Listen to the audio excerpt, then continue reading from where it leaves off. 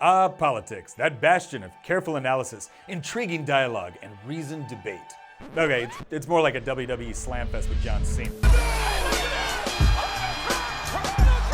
But before we go reminiscing about the days gone by, when people came together in a spirit of community and pursued the common good, we should probably remember that politics has always been something of a blood sport. And modern political discourse actually pales in comparison to the actual good old days when a sideways comment in politics could get you shot. Seriously, they made a whole musical about it. Now, in a lot of areas, disagreements, rivalries don't actually engender the same level of frustration. After all, when it comes to things like sports, and specifically football, not only do we not mind disagreements, we actually think it makes the whole process more fun and entertaining. Ever see a bunch of veterans get together and talk about their time in the service? Rivalries between the military branches abound, and yet everyone seems to get along and feel a sense of community that transcends differences. The same can be said for any number of things. And yet, when the conversation switches to politics, the pitchforks and torches come out, and Thanksgiving dinner is ruined. The question is, why? Honestly, why can't people who generally agree that they all want to be happy, healthy, prosperous, and free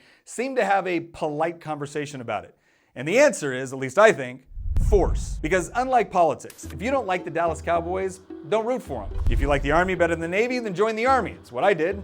What about Apple versus Microsoft? Well, whichever you prefer, buy that one. And while rivalries between sports teams, branches of the military, tech companies can be intense at times, you don't nearly see the same level of incivility as you do in politics. Because in most of those decisions, we are faced with a genuine choice. When we are arguing for our favorite team or talking about which smartphone we prefer, we may be very passionate about our choice, but it never occurs to us that if someone disagrees, they should be fined, regulated, or potentially imprisoned. But with politics, that is the end state. When politicians pass a law, regulation, tax, or fine, they aren't giving you a real option. They're saying, you will comply with this, or we will send nice men and women to your house with guns and badges to make you comply. So, why should we be surprised at the incivility in such a high-stakes game of do what I want or I'll punish you? Because as so long as the question of who gets elected is synonymous with the question of who rules whom, it's probably only going to get worse. The good news is, there is a solution. If we want to see more civility, not just in politics, but in society in general,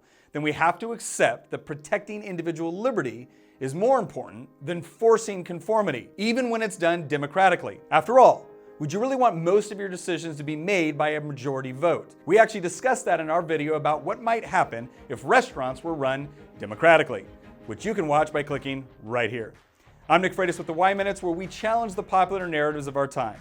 Visit our channel to subscribe and leave a comment on what topic you'd like to see us cover next.